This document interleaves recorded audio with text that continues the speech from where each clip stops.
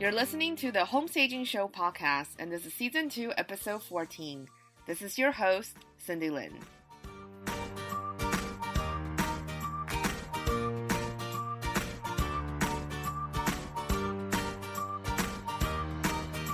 Hey guys, welcome back. You may have noticed that the audio today for the intro is slightly different. I'm testing a new mic, and we'll see how it goes.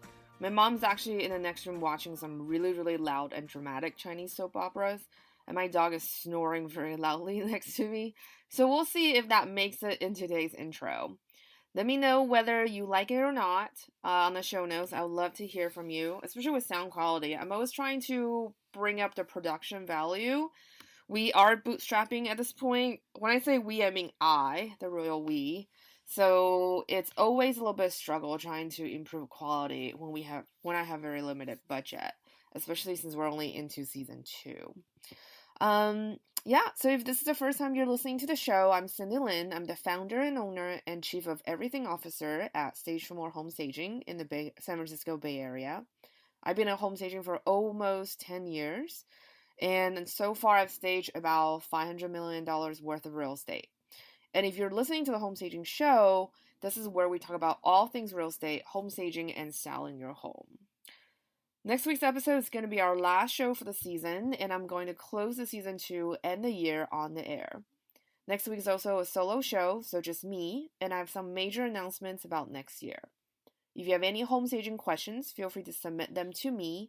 You can ask them in the comment section of the show notes or ask me in the private Facebook group.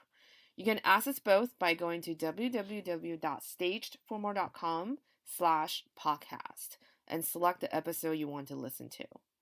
And don't forget, our free 30-day home staging challenge is now back. If you're thinking about putting your home on the market after the new year, this will be a great time to sign up. I also switch up the format and the content a little bit.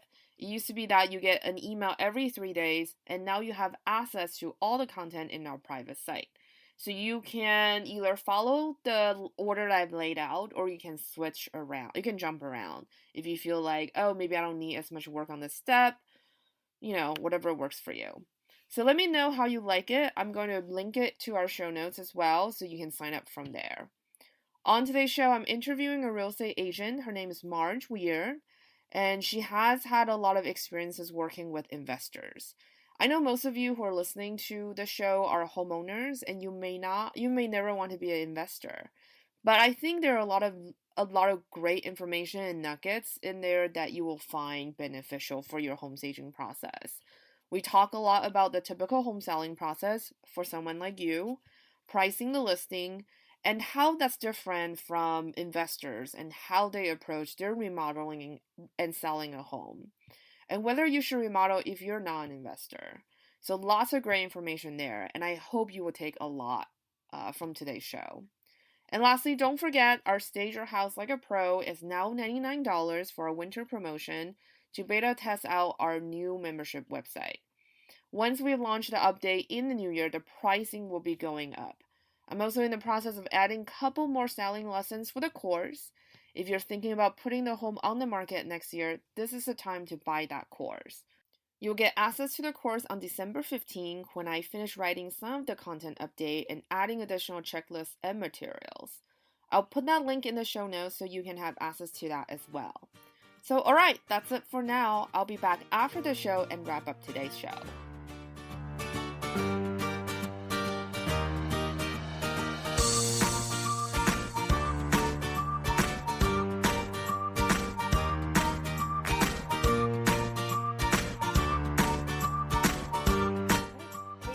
How did you get started in real estate? So I had quit my job in 2004 to work on my product full time. And we started a restaurant in '07, which is when the economy was going downhill. And I love real estate, and it seemed like very flexible so that I could be working on that while I worked on my product.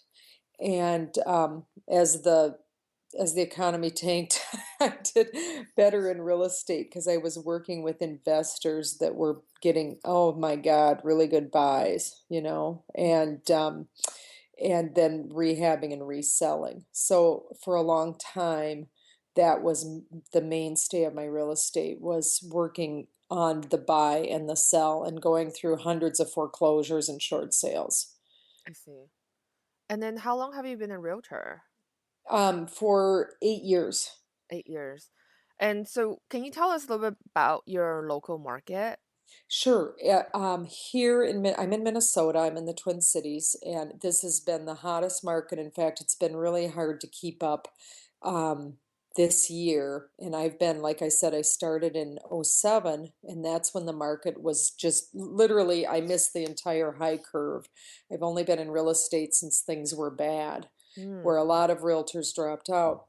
And locally, there's definitely, it's harder to find a great buy. And there's the investors. I have a couple investors that are like, oh my God, we'll never find good deals again. But what they're not taking into account is how the resale is a good deal too. Like we, so literally we'd buy a foreclosure. We bought a darling little house in St. Paul for 55,000 and resold it for 130, and it really should have been higher, but the market was dropping. So the anyway, they now this year you'd find those same foreclosures, the before price at like 120, Wow. and they're reselling for 170. So there's been this huge uptick, and some of my investors can't get on board with like how much you can't find $100,000 house anymore.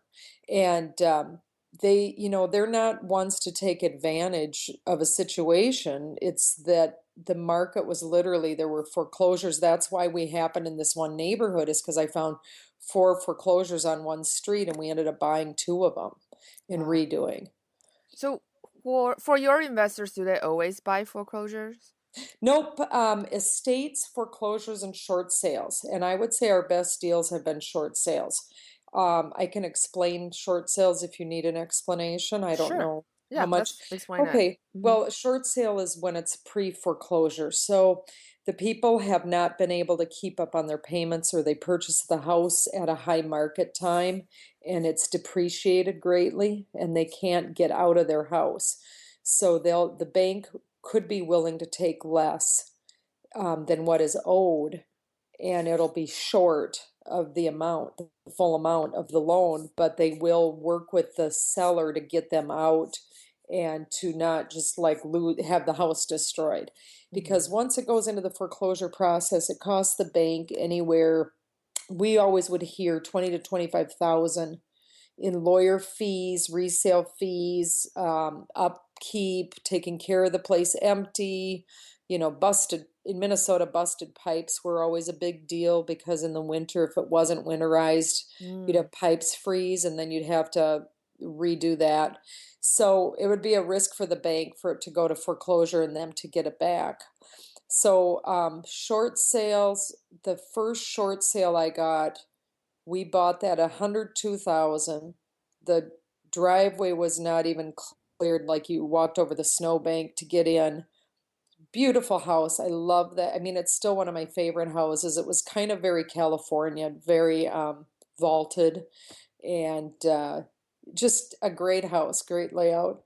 And that resold for 175. And I looked at it currently. I think the current value is 212. Mm. So the market's come back, up that much. And that didn't need a lot of work. But the sellers were happy because he had this hanging over his head, and he was already into another house that his girlfriend owned. Hmm. And we were happy because it was a good buy. And the buyers that bought it were actually going to buy a house 30 miles away, and they loved this one.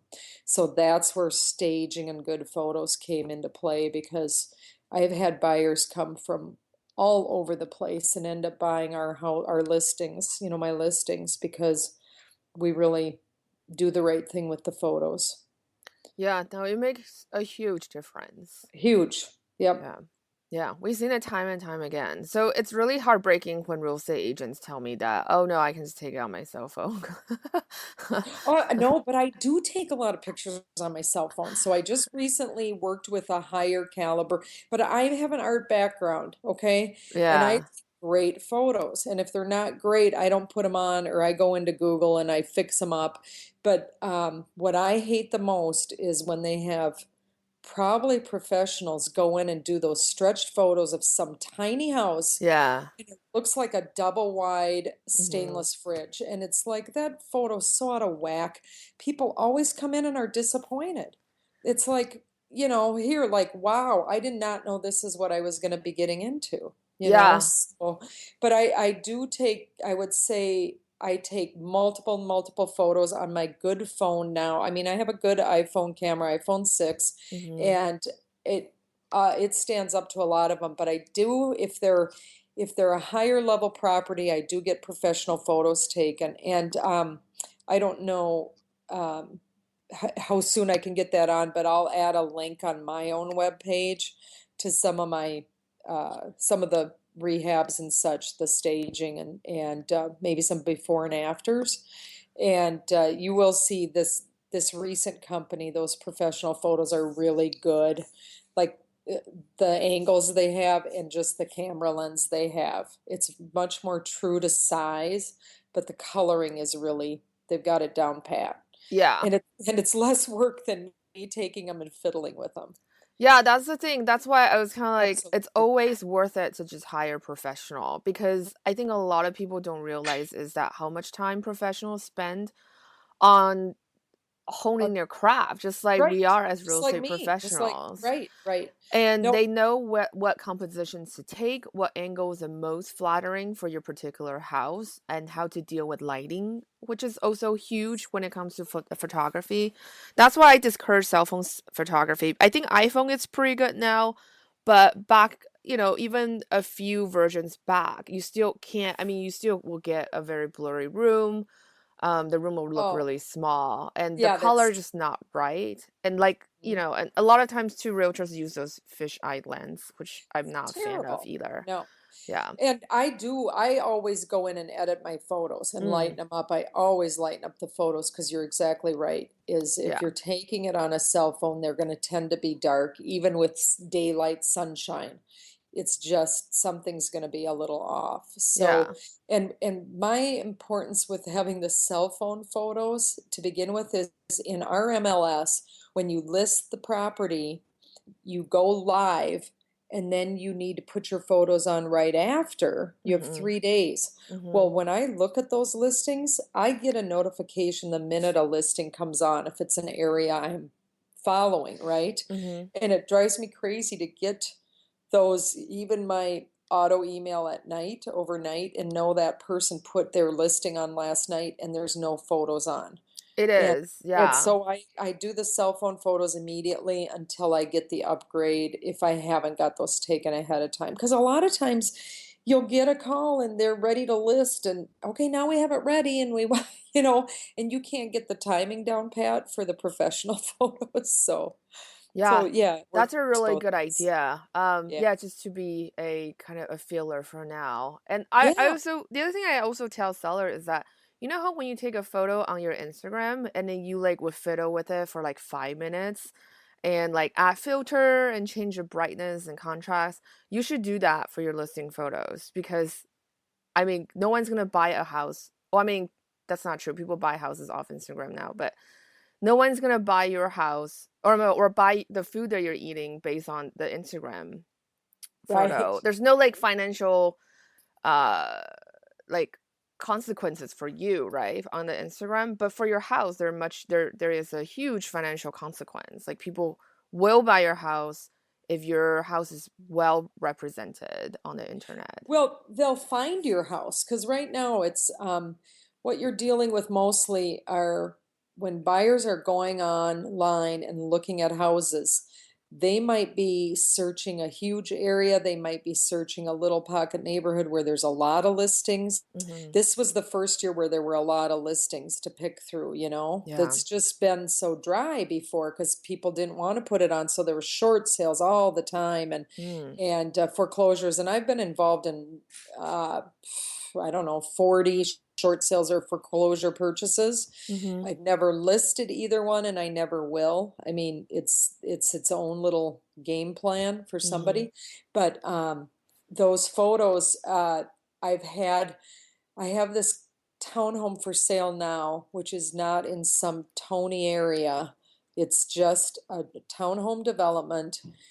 That buyer came from across the Twin Cities and bought this place.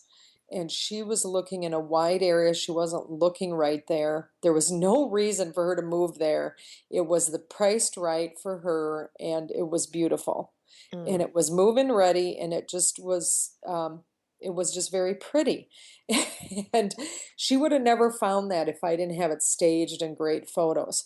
The buyer for, I've had at least four buyers be from out of the area. This wasn't even the area they were looking in, but they were desperately, it's 3 in the morning and you're going through more listings because you don't like what you have to work with. So you Mm-hmm. just go further. Yeah. And they've ended up buying our properties.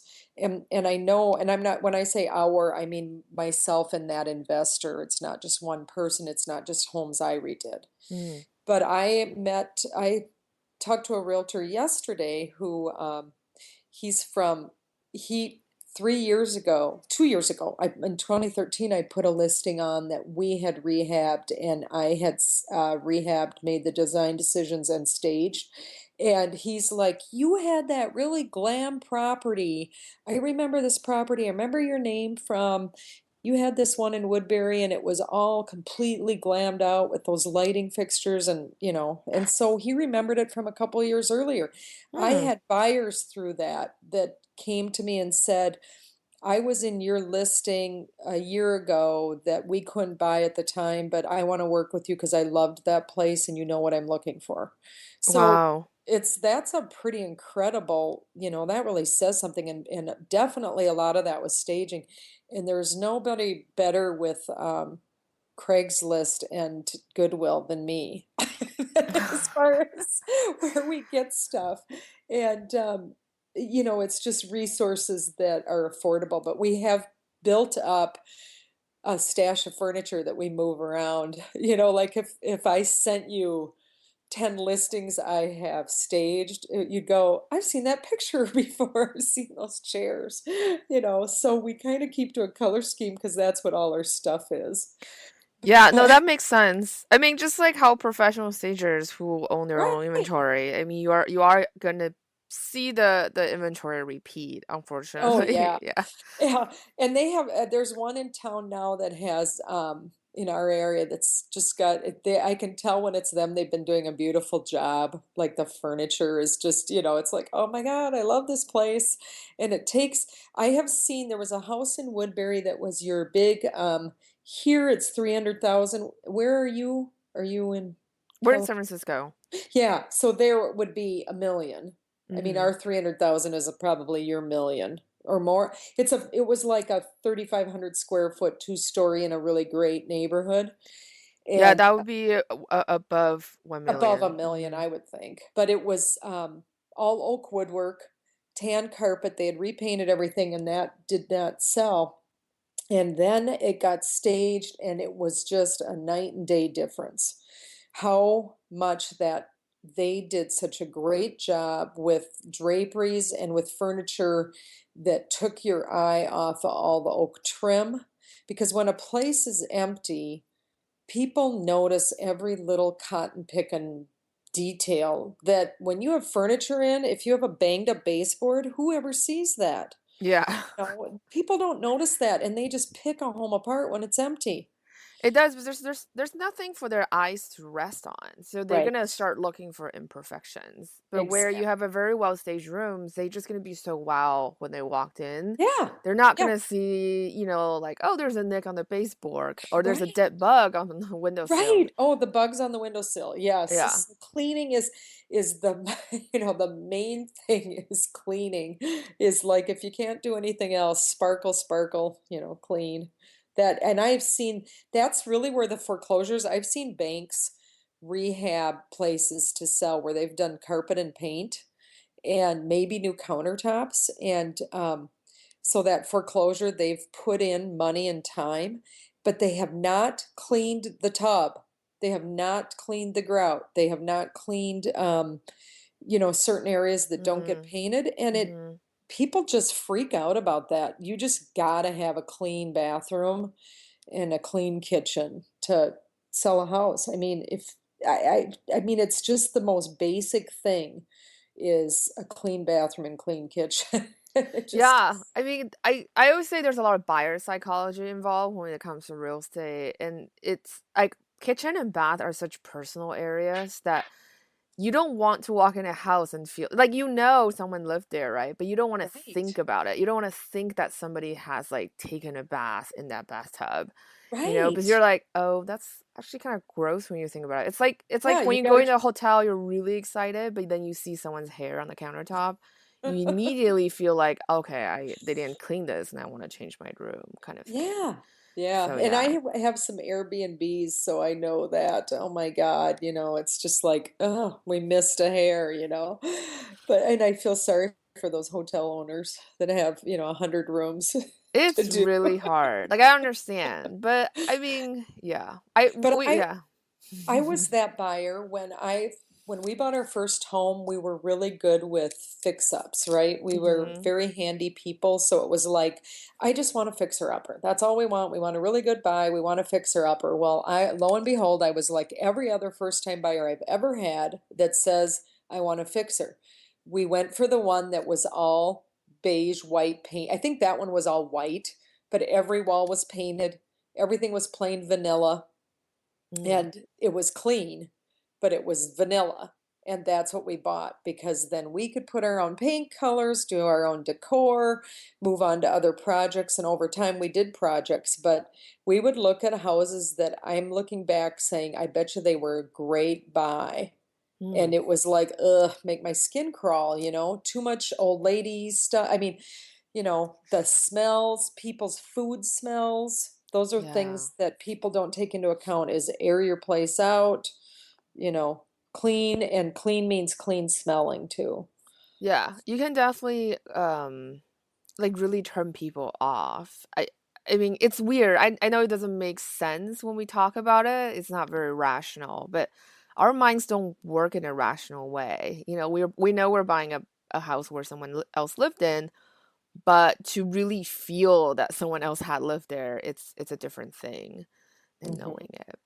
And that's why I've been trying to there's a couple investors where I'm just trying to get them to wrap their head around a short sale that has certain food smells that might not be familiar to people, certain decor that's not familiar to people. To just, I mean, this is a good buy. You go in, you paint, you carpet, and you clean, and you change it so it's very vanilla and Yeah. it'll sell for more. And it's not like we have to do such huge projects because we've taken on some giant projects. My investors have, and I have, and I've tiled plenty of floors. And frankly, I'm not doing another floor ever. It's just Yeah. I've had enough. But I'll have it done. I've done plenty of tiling and Yeah, and I think it's not necessarily vanilla because I think people have this bad connotation about vanilla interiors. oh no, It's not necessarily this was bad, on but Fixer. but it's That was more Fixer. it's more just be able to kind of transform the space into it just basically neutralize it Right. and to be able to appeal to a very broad range of buyers. Mhm. Yeah. And So that was on the vanilla one was when you're looking for a deal. You're still gonna go for the clean yeah, vanilla always. deal, but not now my buyers, I haven't had a first time buyer in ages that wanted a fixer. Most young couples that are in a certain price range, which are great buyers, they either grew up with parents who lost their house, who worked on projects all the time and didn't have family time. They had to help with projects, or they have busy, they're both professionals and they don't have time or the skill level, and they know they have more money than time. Mhm. So Yeah. that's where the staged properties come in. Exactly. So when a seller comes to you, like, and then say they want to put their home on the market, like, how do you help them to walk through the process? Sure, I have, well, it depends on how savvy they are and how much they're willing to do. And Hmm. I've had two recent experiences. One, well, no, one isn't recent. One was near that Falcon house, the one that I said was so pretty, like this California style vaulted that we did. So I met this couple down the street and she said, come take a look at our house. We want to put it on the market. I saw you sold that one.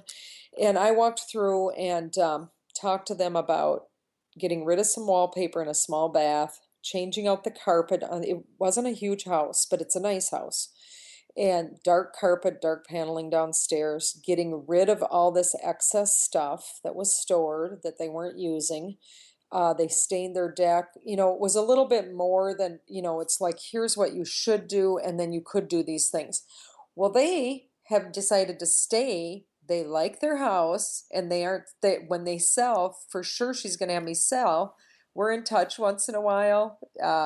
My contractors become friends with them, and they are just happy with their house right now. And so they're like, at first she was like embarrassed because it's like now they don't want to sell. Mhm. Mhm. But I mean, they basically had upgraded enough stuff that they looked at their house in a new light. And it Yeah. wasn't like, my God, we need a better house. It was like, you were going to downsize anyway. Well, this, it has stairs. They're older. They'll be selling in the next few years, I would assume. But I'm Mhm. not one who's rushing like, oh my God, I got to sell your house. So I'm not pushy about it, but it made a difference.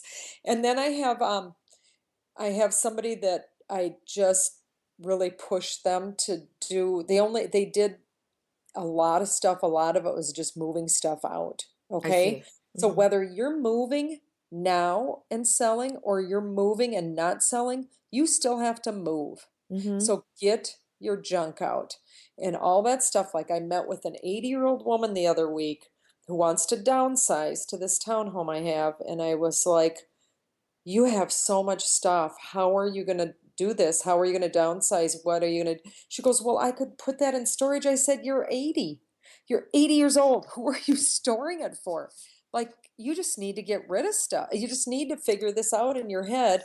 What's important to me and what's with all this excess furniture? And if your kids don't want it right now, then why would they want to clear out your storage locker that you've paid for years? It's just if you're going to move, you've got to figure out, if you're moving, most of the time this is people downsizing and they have to wrap their heads around that they're going to be gone. And I think we've all been in houses where there's so many things, these people aren't ready to sell. Because Yeah. if they Mhm. got an offer where they needed to move in 45 days, oh my gosh, how are they even doing it?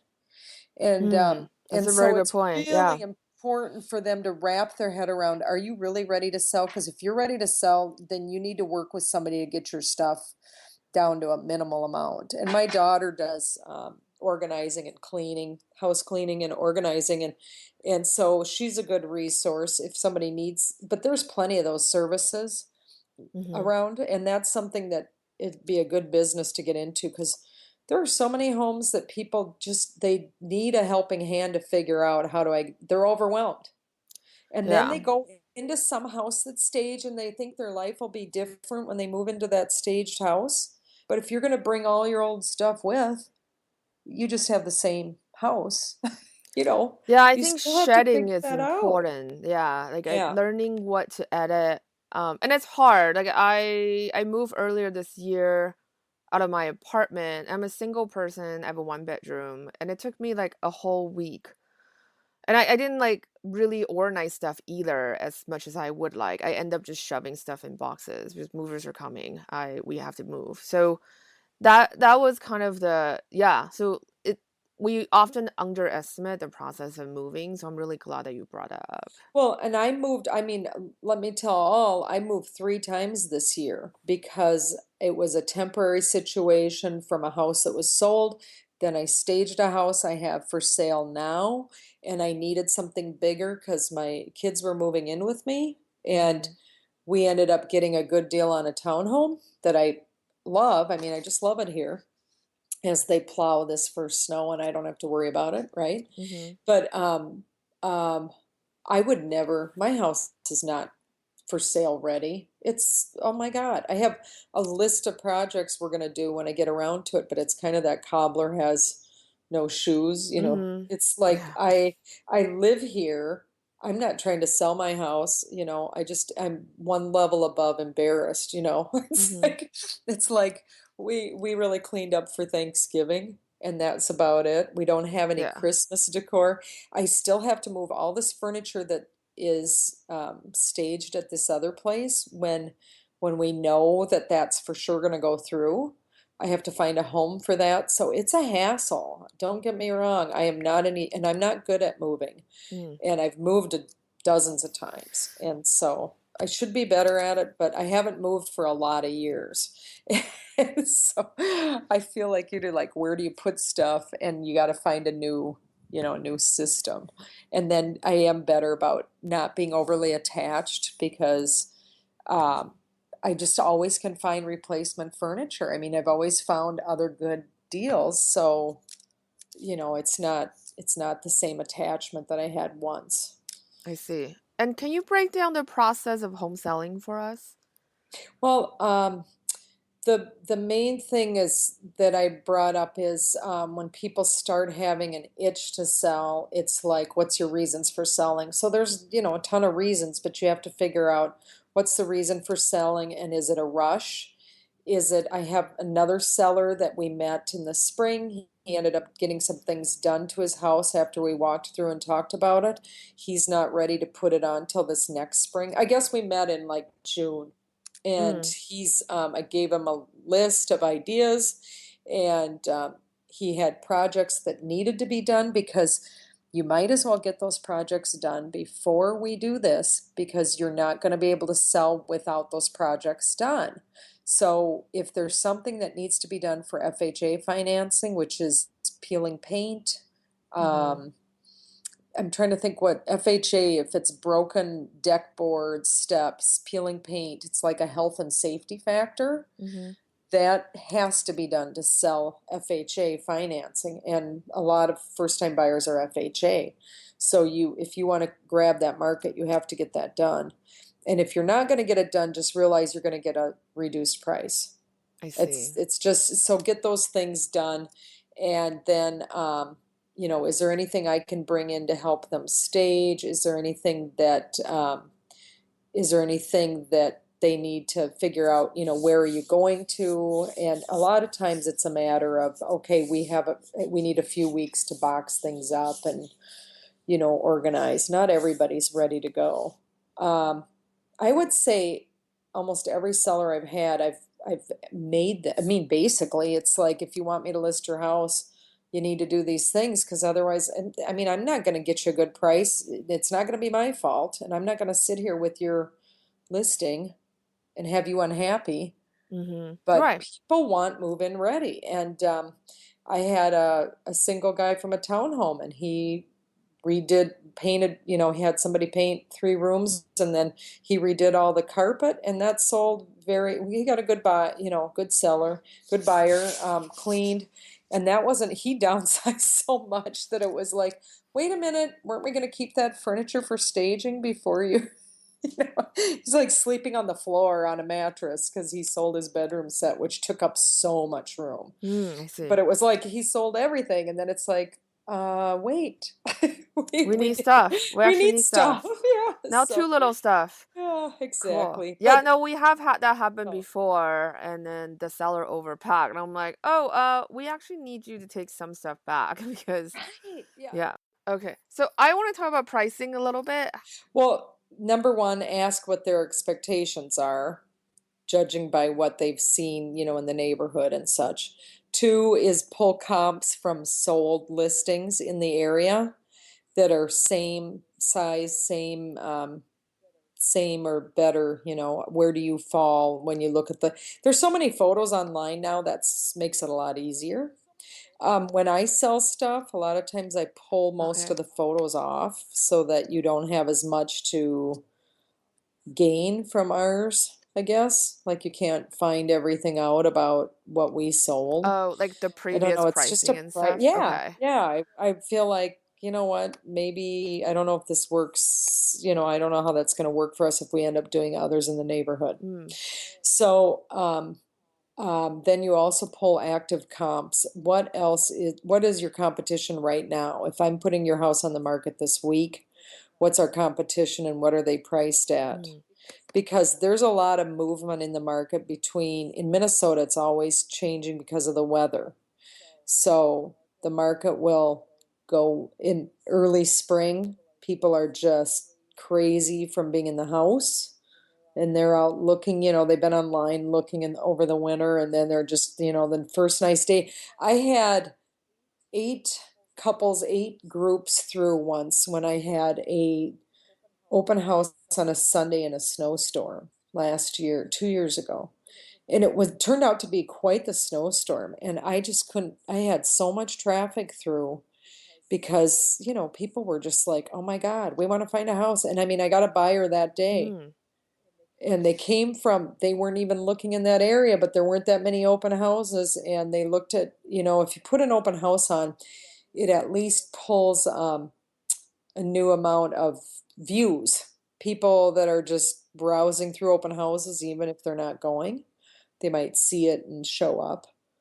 So, and it was just, it's just, it'll go back down in the fall because people want to move during the school. So if you have a larger house, you want to get that on in spring, early summer, because if it doesn't sell by September, people go, oh, I'm settled for the year. Now I have kids' activities. We're not moving till next spring. We'll just knuckle down and stay put. I see. Yeah, no, I noticed that too. I mean, the same in Bay Area.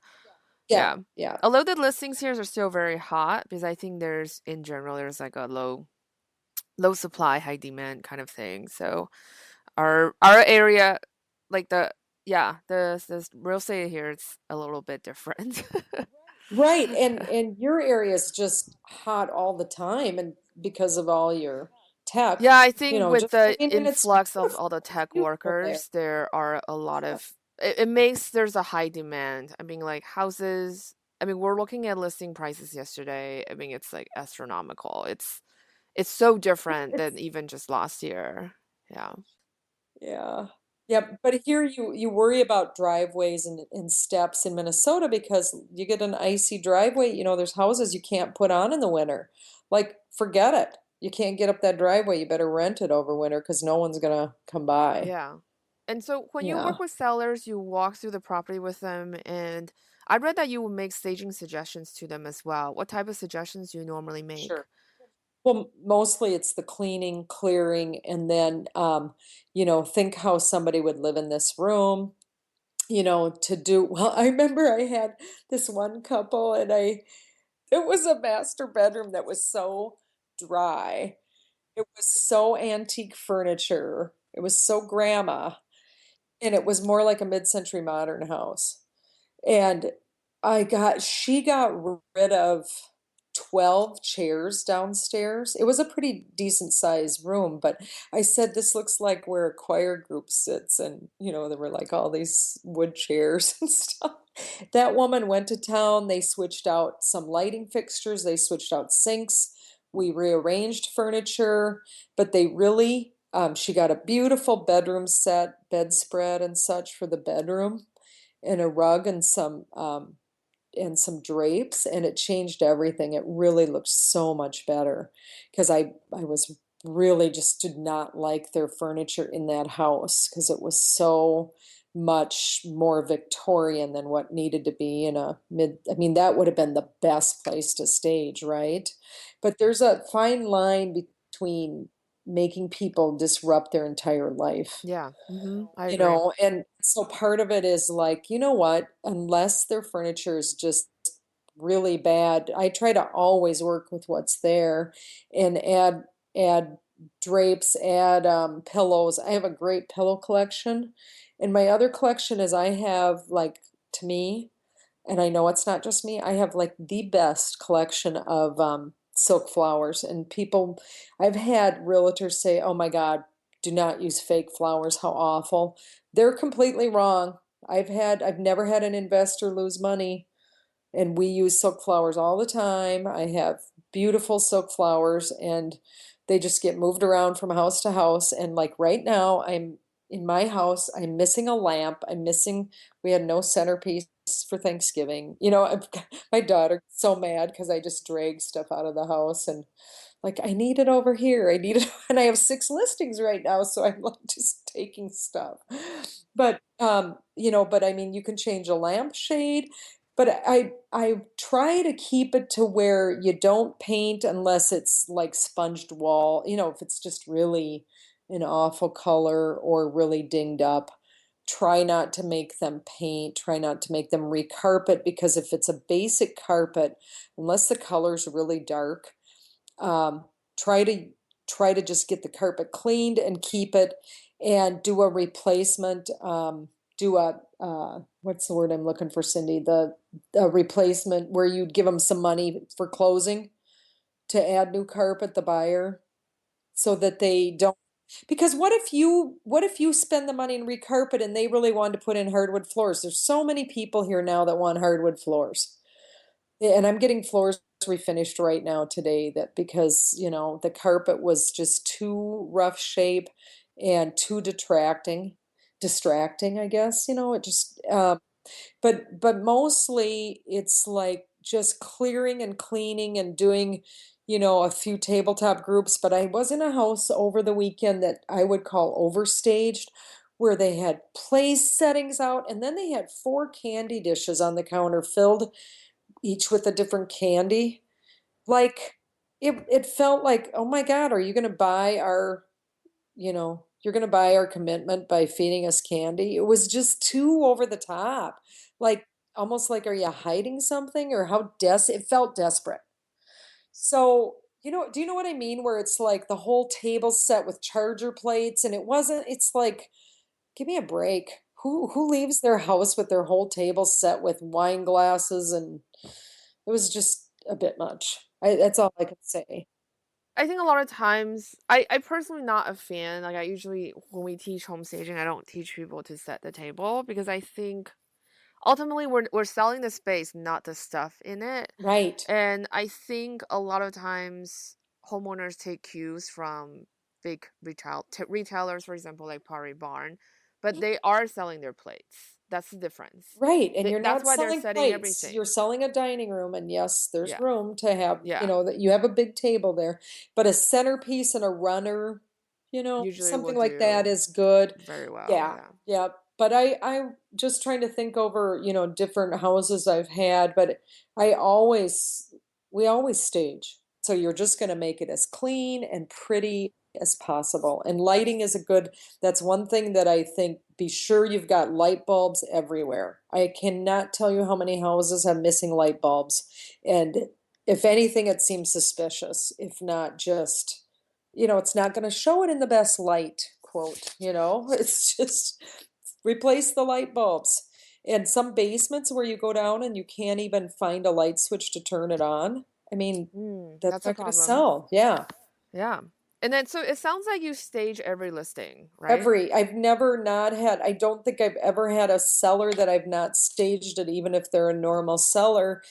And I've had, I have a seller now who does his own work and he moved his own stuff in and he said, I got it all staged. And I went in behind before the photographer came and added a couple little pieces of furniture, added some flowers and lamps and for the photos, so it's not so dry. And I'll put a link up to that, but it also gave it more depth, like the couches were moved together.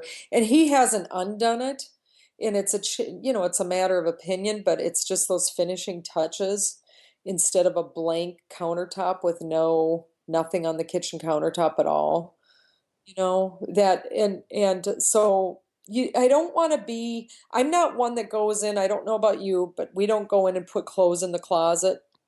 I've seen that plenty of times. So as a buyer's rep, then depending on how my buyers are, depending on what the house quality is, I may or may not point that out. I might say, you realize this is staged. This is not somebody living here. If it seems to me that it's overpriced, like this is beautiful. Are you falling in love because of staging and you're not noticing that this has a 30-year-old furnace and 20-year-old water heat. You know what I mean? Yeah. I'll point that stuff out if I think it's important. Otherwise, if they're falling in love with it and this seems like the right house for them, I'm not going to make a big issue out of it. And sometimes it is to show the space, like you might have a few things in the closet to for photos and to show the space. But I've been in houses where they literally have the entire closet filled with clothes, color coordinated, and they still have all the Goodwill tags on. So why, I don't know how you feel about that, but it's just that's too much work for me. I think that's too staged. Like we talk about staging, overstaging. I think that's considered overstaging, at least for me, It is to me. because I feel like I understand why some people do it because they can give people ideas of how big the closets are. But usually when people look at a closet, they can pretty much visualize how much stuff they can put Right. in. Right. Whereas a room is a different story because it's the depth perception is very different. When you're looking at a closet, for example, it's a very limited space. You can pretty much gauge how much stuff you can put in there. Whereas a room, you just can't. Like, you would really need furniture that are in a regular standard size, like a regular sofa or a love seat to kind of figure out how big your living room is, that kind of stuff. Will a queen bed fit in here? Yeah. Yeah, because I had a one that house that where the owners did a lot of work and moved a lot of stuff out. They were taking into account like they've added so much value, and it's like, no, you moved, Mm-hmm. that was something you had to do anyway. You Yeah. didn't spend a lot of money on this. Um, and they didn't, we brought in a queen bed because the bedroom didn't have a bed in it, just had some storage stuff in it. When we took all that out and put the queen in, you could see there was room all the way around the bed. There was a big Yeah. closet in there, and it actually to me helps the bedroom show that there is space. Yeah, and so that's really important too, because I think a lot of times when people have smaller listings, like for example, if they have a very narrow living room, I actually Right, always try to put at least a full size sofa in, because you have to be able to let people know that it is actually big enough. If I purposely put a small sofa in, they will automatically think that, oh, this room is so small, they can only put a love seat in here. So that's why perception is so important too when it comes to staging. It's not like we're manipulating the buyers, but you're just educating the buyers. You're showing them how realistically the home can be used and what the potential is. So that's very right, important. right. Yeah. And then how has using home staging as a marketing tool changed your business?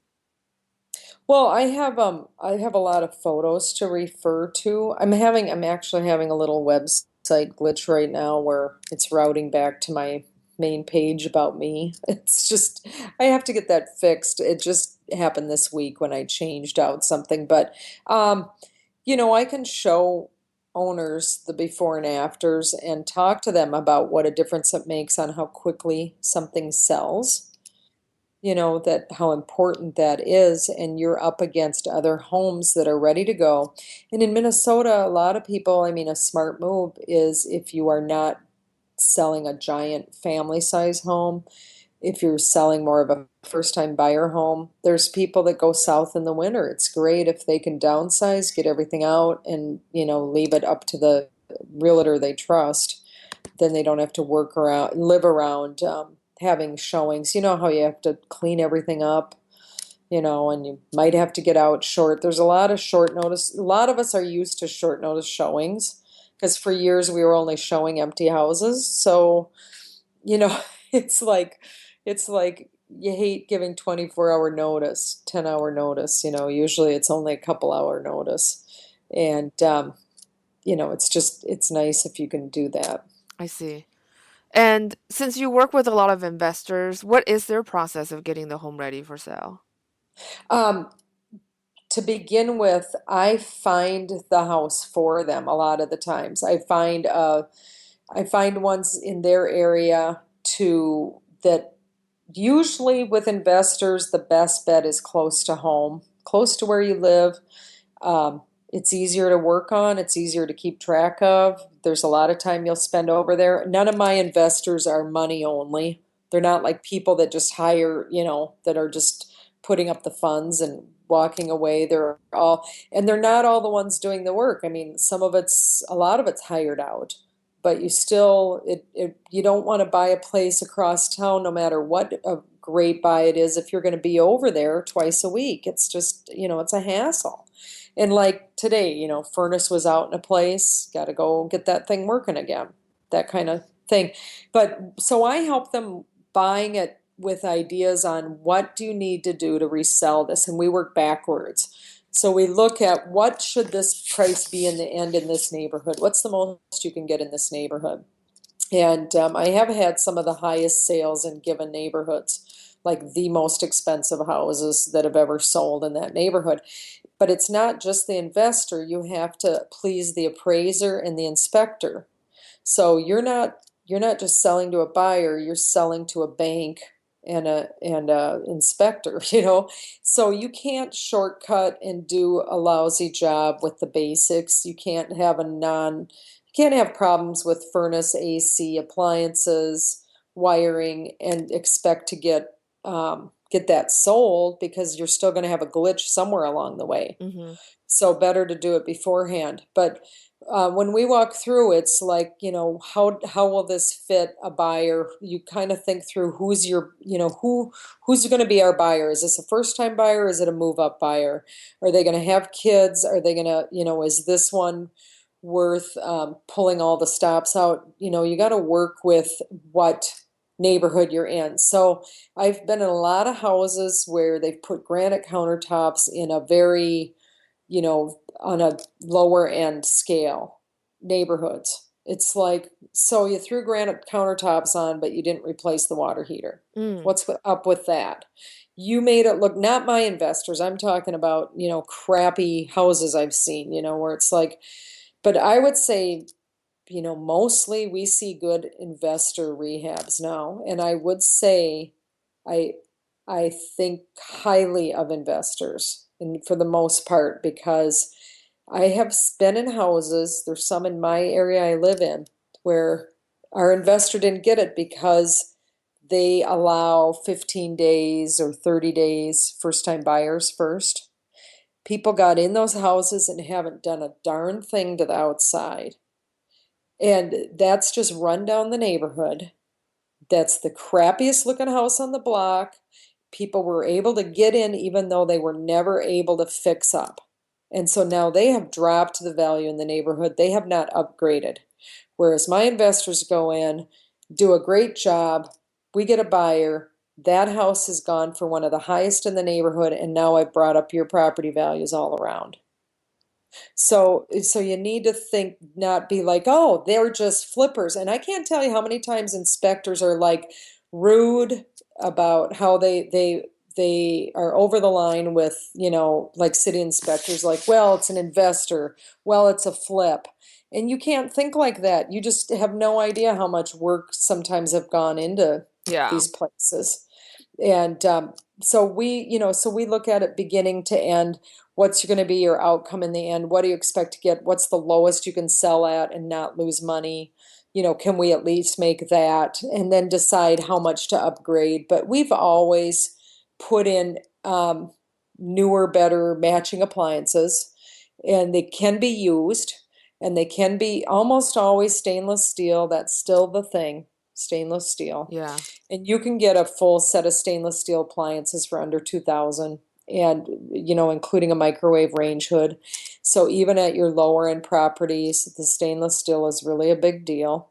And then buyers, a lot of times, if they're first time buyers, they can't afford to do anything besides their loan. They have to be move-in ready because they're going to be, they're putting all their eggs in that one loan, and they can't buy anything outside of it for a while. So you need to make sure that they're going to have things that'll last, that you're not going to have expenses when they buy soon. That's interesting. So, do your investors always remodel when they go in? Always, Is it because mostly they it's buy not it like short sale and major. foreclosure? That's why they always Yes. remodel. Okay. Yep, yep. So even the one that the bank, so we had two listings that those were ones I was involved with, where the bank had put new carpet and paint. Mm-hmm. and still never sold. And we bought it and we redid the bathroom. We painted all the cabinets in the kitchen. We put in granite countertops, backsplash, new appliances, repaired some wiring, repaired something in the basement, painted out and spiffed up the laundry room. What a lot of investors need to, I mean, anybody that's selling needs to know is a lot of your buyers now have grown up in the suburbs or have grown up in split levels, have grown up in townhomes. They are not used to an ugly basement. And I don't know about San Francisco, but in Minnesota, there's a lot of ugly, just basic gray basements that are creep people out. And I've had buyers where I'm like, well, we aren't even going to look at this place because you don't want to walk downstairs in that basement. There's no point. You're not going to buy it if you're afraid of your basement. Right. I mean, you're just, it's like, it's not going to happen. So, so paint out the basement. I mean, clean the basement, clean all the cobwebs from the basement, paint out the basement. And I can't remember your question. Oh, remodeling. The most, so the one that I glammed out, that one house, that was a complete rehab of, it had a full bath and a really tiny master bath. They backed up to each other. We blasted it all out and made a walk-in shower bath in the master that was beautiful, and a regular tub, sink, 30-inch sink and toilet in the main hall bath, and then a new bath downstairs. So, and then a brand new kitchen, new open layout, took out walls. Um, that was a real transformation. So it sounds Completely. like from like the basic would be, like paint and recarpet, that kind of stuff, or refinishing hardwood floor, and then Right. new And appliances, appliances, and then and the then upgrade would be usually bath and kitchen, because that's usually where the money yes, makers, yep. right? That's usually your moneymaker, but cleaning everything, painting the laundry, painting the basement is always a good plan, just always. And then appliances and furnace AC, sometimes they don't get done, but we'll add a warranty. It depends on, you at least get them inspected and know they're not on their last legs, you know. And what type of time frame does it usually look like for the investors? My investors, 3 to 4 months, plus your time on market. So when you buy a place, the shortest we've ever bought a place was within 8 days. Usually from when you make an offer till you close. That's why banks like investors. If it's a cash buy, and I work with a lot of cash buyers, they're quick. And if it's they can be very quick, but a regular sale is hardly any less than 45 days. Right. And then we'll have a couple months. I've never ever done a house like on those TV shows where it's like, okay, we got to get our crew in here today. We need to get this all done in 3 weeks because they're using hard money. Yeah, And that they're never on a happens. time frame and they do this lousy. I mean, it's like there's no way they did a good job in 3 weeks with two guys. It's just Yeah. I don't believe it. I don't believe it. It's TV, and we've never bought a property sight unseen, and that is very rare in Minnesota. I've seen a few listings where you can't go on the property because there's renters in there or there's owners, and I don't know of anybody who buys those where you have to get the owner out. Good luck with that. Minnesota has very strict rules for renters where you get months, like even on if you're foreclosed, you have 6 months to move. There's nobody who should be out on the curb without notice.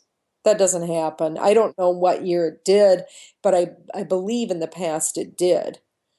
But that's not around here. So you just want to be sure that you have everything done. And in Minnesota, and I think that's federal, you need at least 90 days on market before you can resell and have it over 125% of the purchase price Wow. and get the loan. So if you're an investor and you've put in 100,000 and you've taken 3 months, 2 months to do that, but you had a contractor do it. So say you bought a house for that one. So say that I bought the one for 50 and we sold it for 130. You need at least 3 months between those two purchase dates to do that, And to sell. and for For homeowners who are not investors, do you usually recommend them doing remodel or no? No, I would not in most cases. It's too much of a project for them. And remember, we don't live in these places when we're doing them. It's really hard to do stuff around where you live. If you're Exactly. not moving out, it's totally different. And I, say, I know I had somebody come see my kitchen at Braemar and how inexpensive we had it done compared to this, a kitchen remodeler in the area. And I'm like, yeah, but we were not here and we had a contractor that had a month to get it done. He could come anytime he wanted to work on it. So it worked out for him. It still went down to the wire.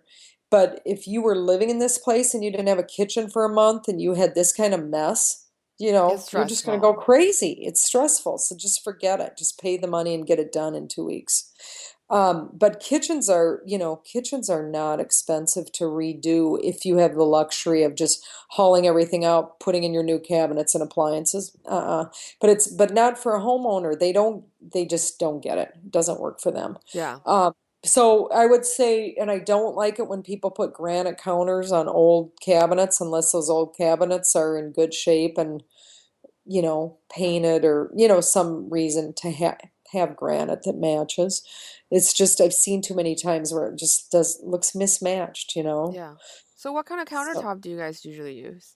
you know what? We've done a lot of granite counters. However, recently I've seen some beautiful countertops, which are those new with the white undermount sink and they're laminate countertops of a dark color or a marble. It's just your regular laminate countertop, the flat, not the embossed, shiny stuff, but your regular laminate countertop, and a you could get a whole kitchen countertop with the undermount sink for like 1,100 bucks. Wow. But they don't install. You have to work with somebody that's going to get that in place and measure correctly, right? But it's really pretty. I've seen that in a few homes and I really like it. Um, Granite countertops, what we like about those is one, the bling. People really expect that over a certain price point. Yeah. And two, um, they come in, they measure, they bring it, they install it. You don't have to do a thing.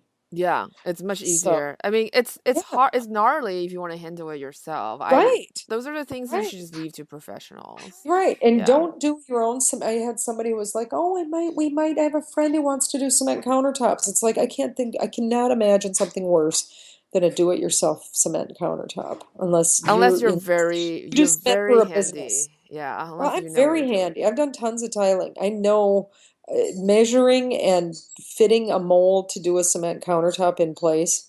That is that is a pro.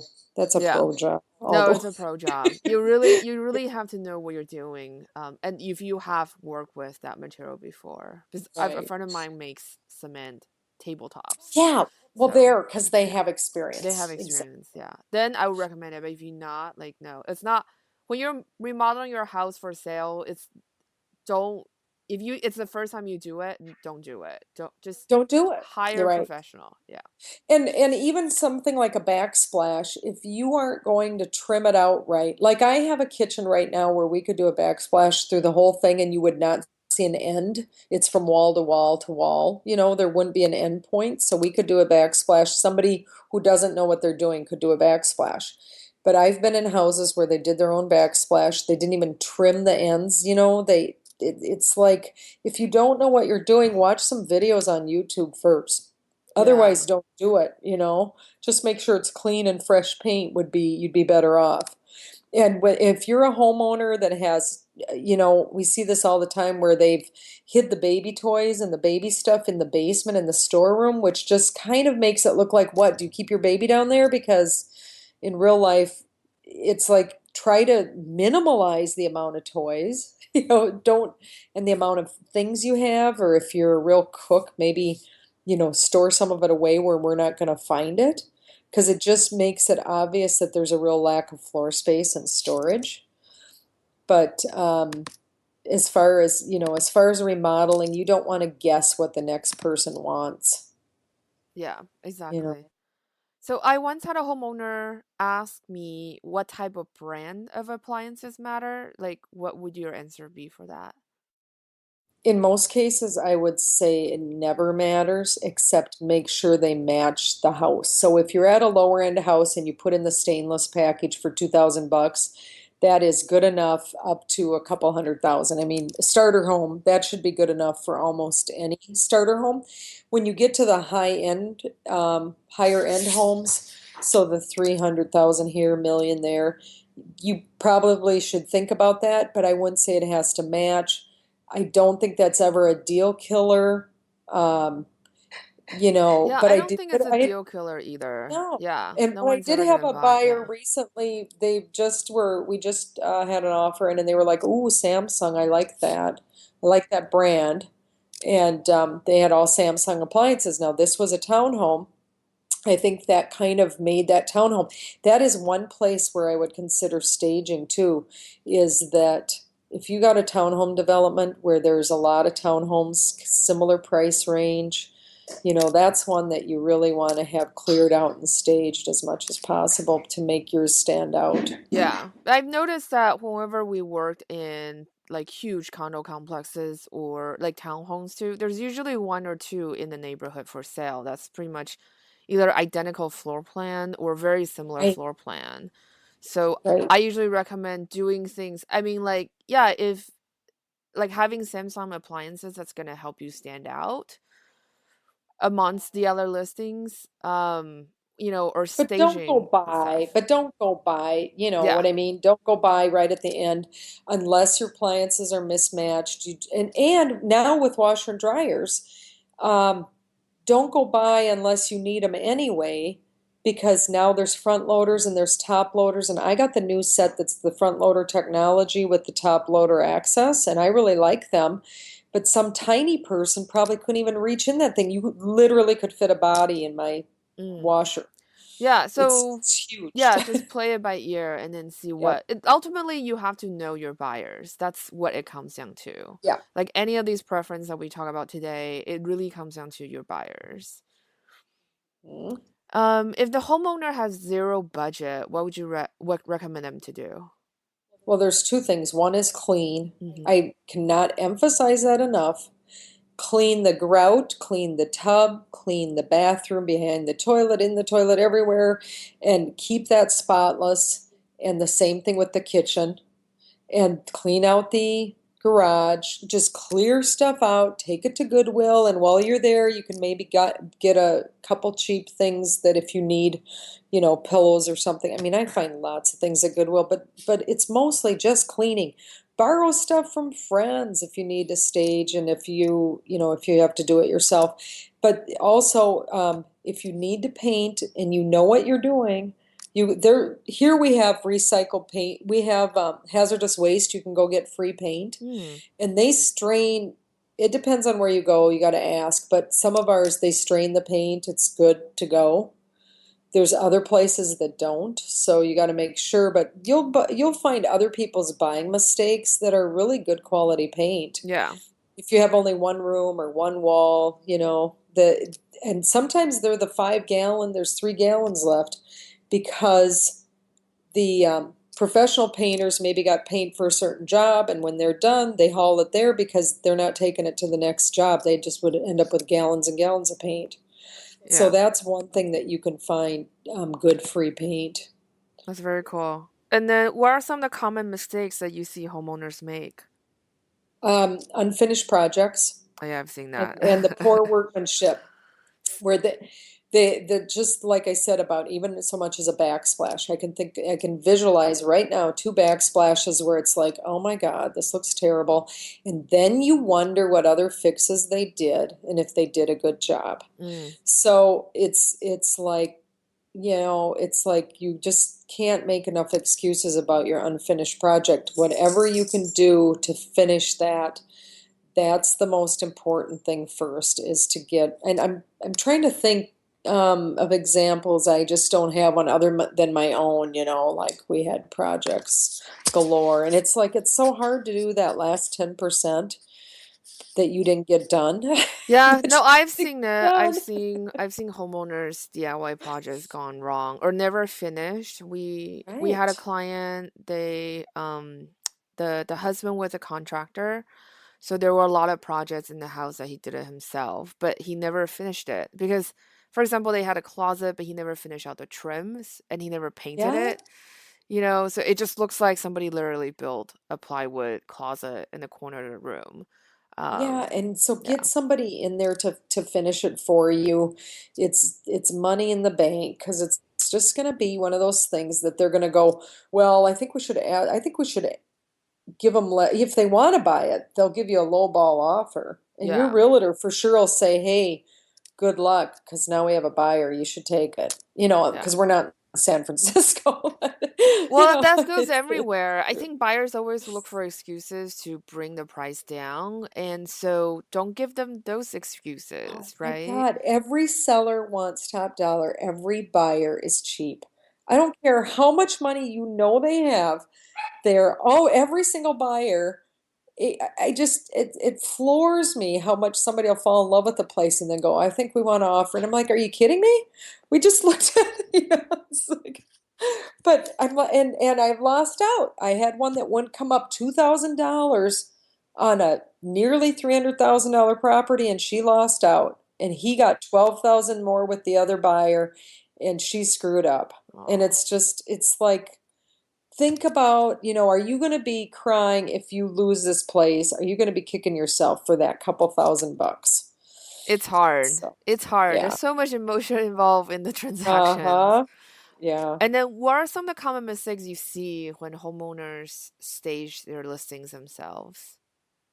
That's just that same thing of maybe too much stuff, not putting things away, having too personal of a collection. Like my my significant other, he could never put his house on the market with his art collection. There's just no way. He's just got, every wall covered and it's controversial art, and he would just have to, like, he knows that if he ever put his house on the market, it's like, put all your paintings in storage and it's just, just depersonalize. We know you're really cute and you have a really cute kid, but just put away as much as you can. I don't really mind if it's a first time buyer house and there's that young couple, their pictures all over. Just make sure you don't have divorce papers out and pictures all over of the two of you. It's Yeah. like there's It's a still fine line distracting between. because It is. people be And like, then you start oh, looking at them. Do I know yeah. these people? I think I work with, Oh, what it's school just, did yeah, they go like, to? Or, yeah, oh, they went to Paris for exactly. vacation. Oh, da, da, da. Exactly. And then And then you people end start up talking about them and not the and their house. personal choices, and especially, and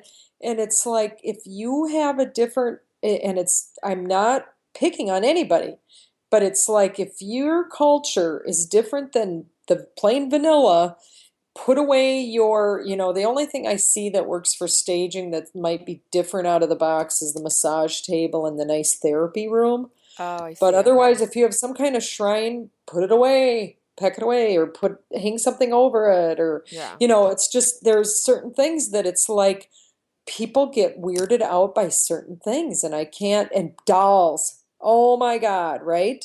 Yeah. Doll collections. There's nothing worse than clowns or dolls. Just put it away. I'm not a fan of dolls. I think they're creepy.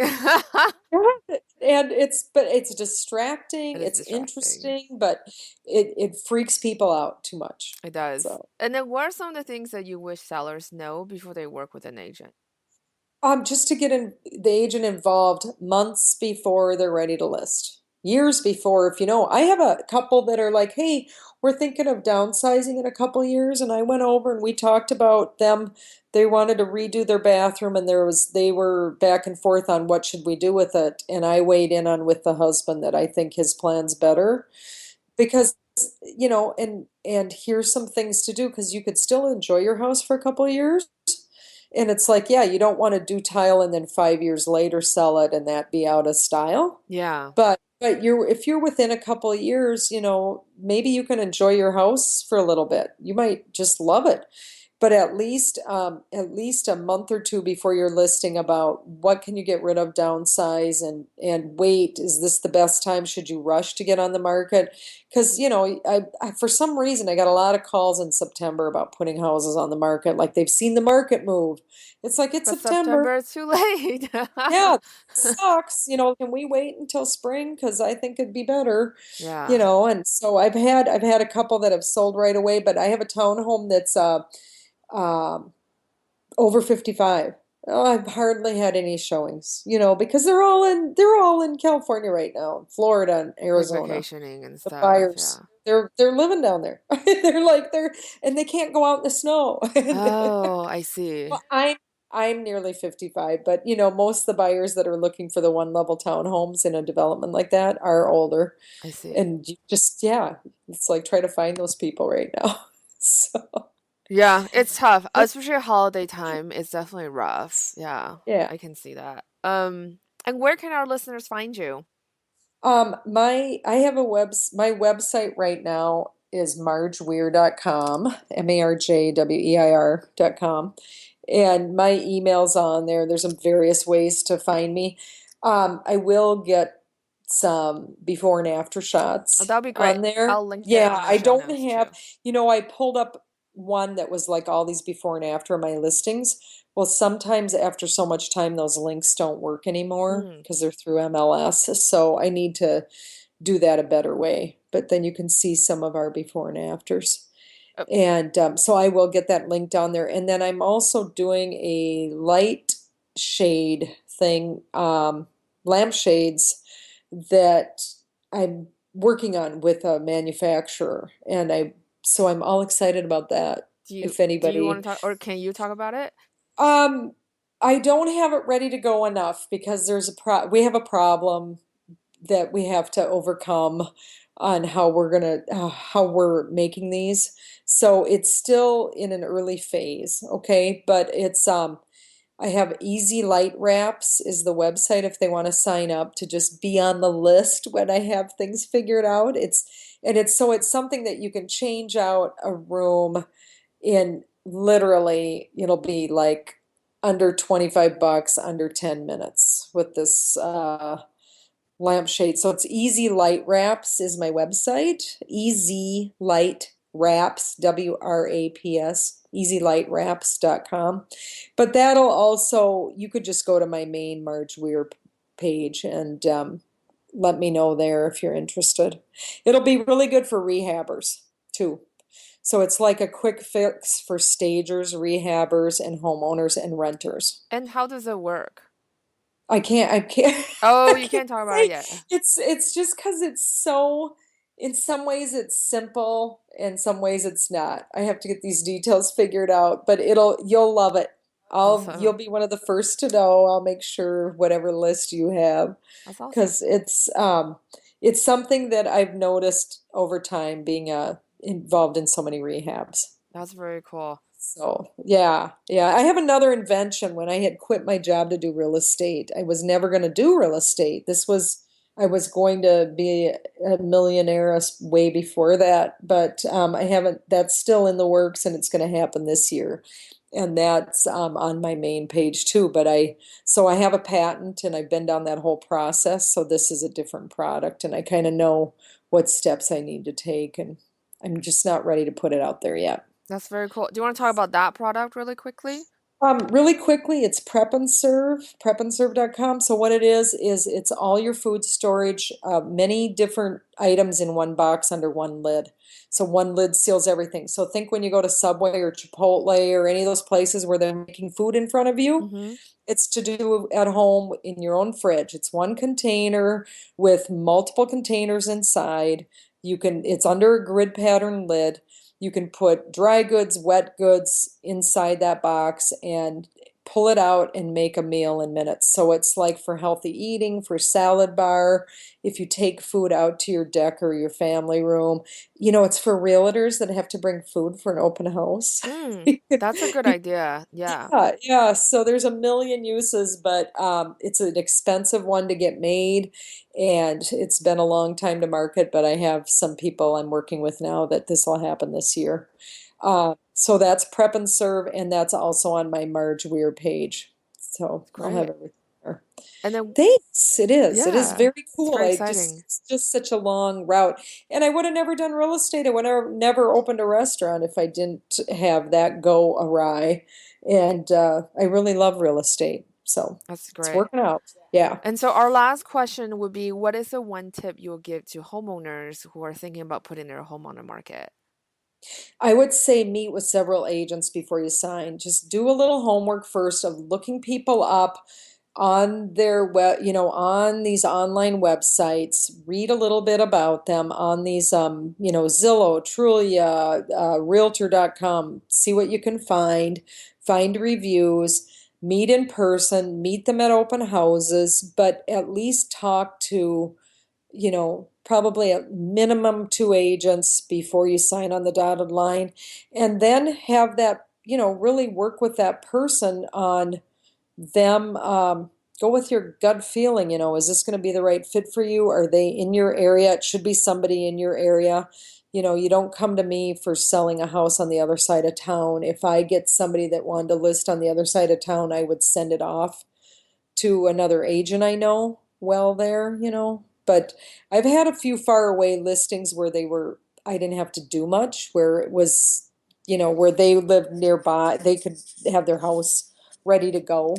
But I do the East Metro. You should find an agent that's in your area. And then when you go to buy, you should find an agent in the area you want to buy in. Mm, It doesn't always the same agent. If you're moving from one area to another that's so many miles apart, you might want to think about having two agents. I see. Thank you so much again. Thanks so much. Yeah. It was fun. Okay.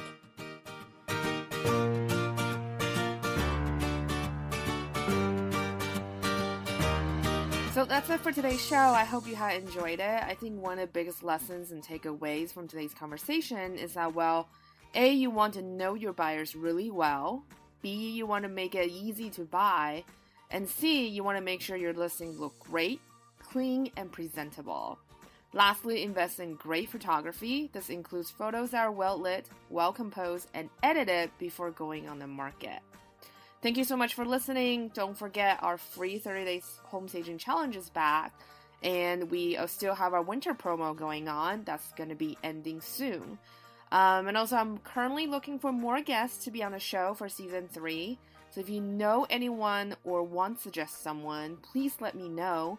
If you enjoyed today's episode, please leave us a review and a rating on iTunes, SoundCloud, and Stitcher. It will only take you 26 seconds to do so, but this will help us keep the show going. As usual, feel free to ask any questions on the show notes or in our private Facebook group. You can find the show notes by going to www.stagemore.com/podcast. That's it. Have a wonderful week and happy staging.